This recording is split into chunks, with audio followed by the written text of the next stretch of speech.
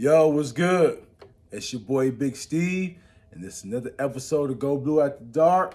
And tonight we're gonna be recapping this Michigan versus Penn State game. Michigan got the dub, 41-17. Go Blue. Just to start it off, it was a close game going into halftime, 16-14. Michigan basically dominated the whole first half, but we couldn't convert into the red zone. It's becoming a theme now. We get it down there with ease. We just march it downfield, the field shorten up, and we just trying to hand it off. That's it. There's no creativity in the passing game in the red zone. We got to work on that. But outside of that, Go Blue, we got the dub today. Started off with coaching. Coaching did a good job. He's starting to get the rotation in who he want. It's just one thing we missing, but Andre Anthony. But J.J. McCarty, 17 for 24, 145 yards passing, mostly all in the first half. No touchdowns, one interception, pick six to the house, costly in the first half, but defense came up big and held them down. Running backs. Big day. Big day from the running backs in that O-line. This was a similar performance to last year against that Ohio team. Donovan Edwards, a.k.a. the Don, as Gus Johnson nicknamed him. I'm riding with it.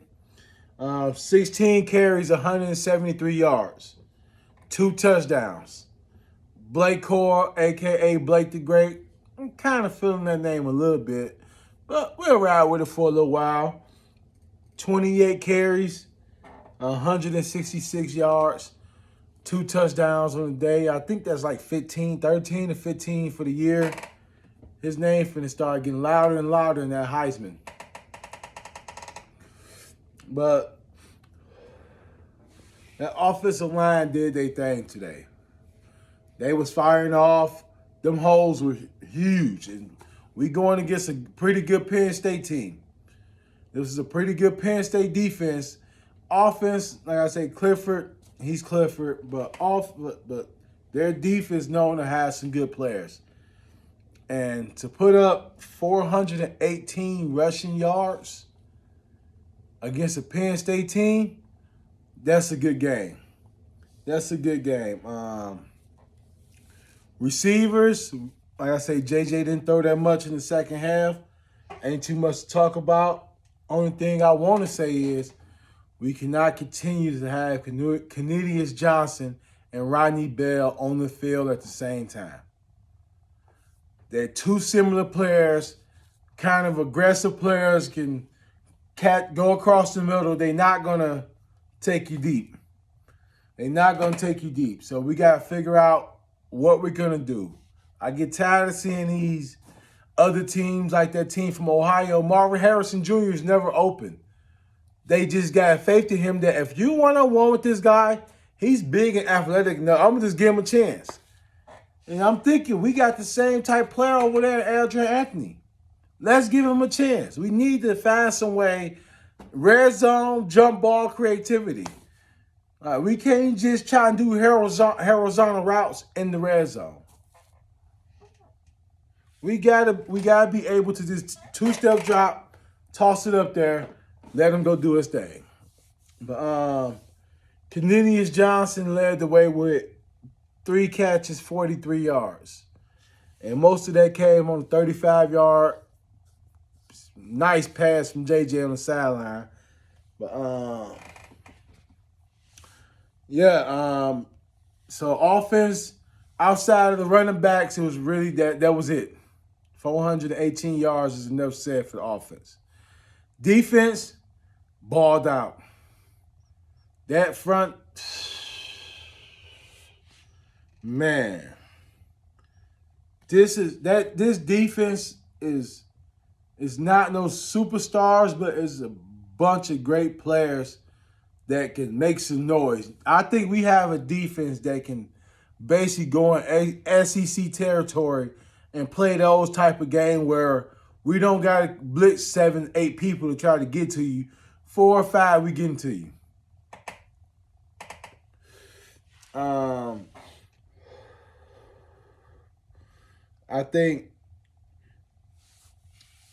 the D-line, the rotation is kind of set. I think, Mike Moore solidified. Mozzie Smith solidified. Mason Graham is kind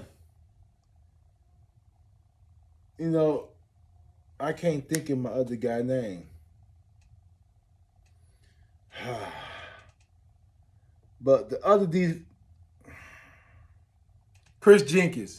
Mason Graham and Chris Jenkins kind of, Mozzie Smith, and it seemed like Jalen Harrell and Oki's go kind of rotate. Jalen's been starting the game off, and he's been playing, but he's been balling. He's been playing a lot better, so he's kind of making it hard for Oki just to say, hey, I'm finna just walk in and start. So I love it.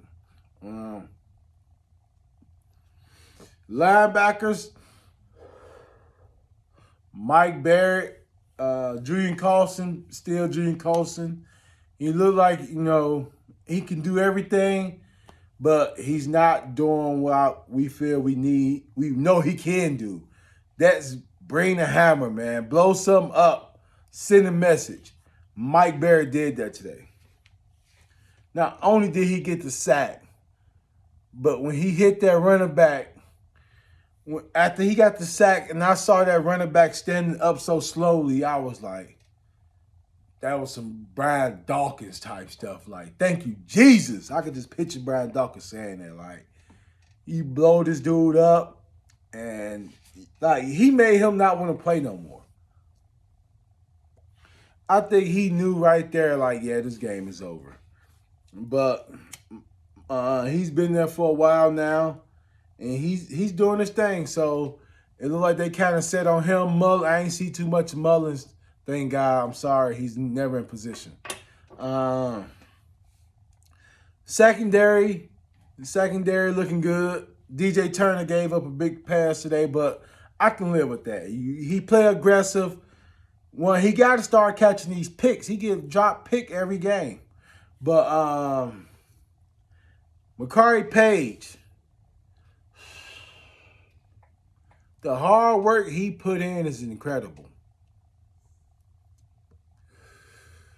I remember when he first came in as a freshman and just seeing him, as a doing a recruitment process and seeing him out there like he's lanky, but he looked like he got something going. And you saw him freshman year, no playing time. Sophomore year, really no playing time because he never really bulked up. But this year, he had to put on about a good 20 pounds of muscles over this because he's out there hitting. He's hitting. He kind of fell in the rotation. I like it. You can put him, Moore, R.J. Moulton. I think Page not only is a better hitter than probably a R.J. Moulton, but he got speed on the back end. And I like that. Green went down a little bit today, and Will Johnson came in and got him a welcome to the Big Ten hit on the quarterback. And it's like he's not just, hey, he's a true freshman 5-star. No, he's a Big Ten cornerback now. But, defense did their thing. Special teams. Moody was clutch today coming through in the first half. Like I said, we got in the red zone, but field goals. So with all that coming saying, man, let me see. We held them to 7 for 19 passing, 120 yards. And then running defense, they had a long run of 62. That one surprising. Hey, he fooled me. I thought we had him, the running back in the backfield for a stop. I'm like, why is this dude still running? So salute to Sean Clifford. But other than that, run defense, man, shut him down. Receivers, like I say, Wallace, 2 catches, 57 yards, and one was for 48. So, and these are some top recruits over there. This ain't just like no Iowa team where we beat a bunch of 2 and 3 stars who just developing players. No, Penn State is a top recruiting school. They're gonna have a top 10, sometimes top 5 recruiting class every year. You know, Pennsylvania's becoming real big in high school football, and they recruit good. But so other than that, man, all great win. Great win. I'm glad we can go into this bye week, chill, get healthy. We as fans, we can relax because this is the first time we've been 7-0 for back-to-back seasons since 73, 74. So I don't know about y'all Michigan fans, but this is a big deal. This is a great feeling, man. And I see, like, the one thing about JJ I'm not worried about because I know he has it. When he needs to show it, he gets it. It's not like one of them things where we just wondering, can the quarterback do it? No, we got a quarterback. Now we got to just make sure we stay healthy. Not only stay healthy, get a receiver who can go get one-on-one balls. Ronnie Bell, Cornelius Johnson's are more in traffic, you know, hard catches, hard 8-9 yard plays. We need that receiver to where if we see his one-on-one, it's barbecue chicken. And if we don't get that, teams are going to start zeroing in on us because they're going to feel we can cover Lou Schoonmaker with a linebacker. When you playing these good teams, we don't got to put a safety on them. We can put a linebacker on them. Or a safety and just have a linebacker just roaming and causing havoc. We going to need that receiver who going to pull that safety. And so, because like I say, with Cornelius and Ronnie Bell are great blocking receivers. And I know that what Jim Harbaugh loved, that's his forte.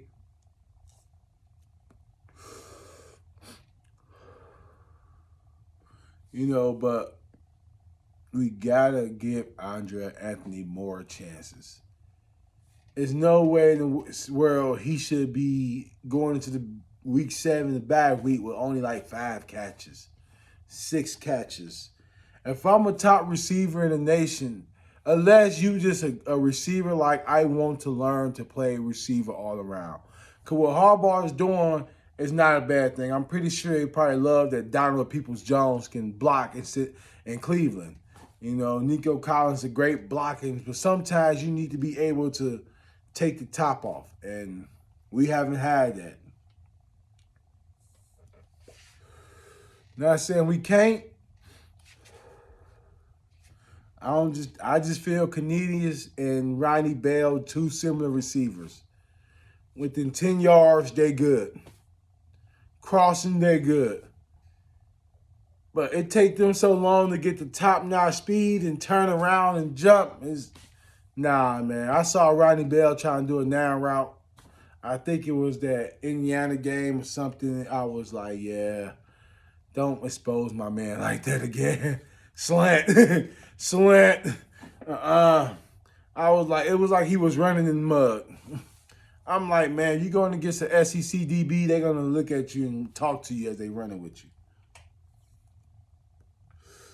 You play them Clemson DBs, they're going to. So, you know, all in all, a good win. You know, 7-0 is 7-0. 7-0 is 7-0. We haven't been able to say this back-to-back seasons, so let's soak it in. You know, Michigan State's on the clock. Mel Tucker getting $9 million a year just off beating us. If he beat us this year again, you know what they're going to say? It don't matter. He's in the boat we was against Ohio for so long, hoping that no matter how the season goes, if we beat them, maybe they can salvage it. So now they're in the same boat. If Mel Tucker and them bums happen to beat us again, you're going to see more cigar pitchers and more bald-headed pit bull change. Yeah, Tucker's coming pitchers. Like, so we don't need that. So let's get here. Get ready for them bums in 2 weeks. And 8-0. And other than that, go blue.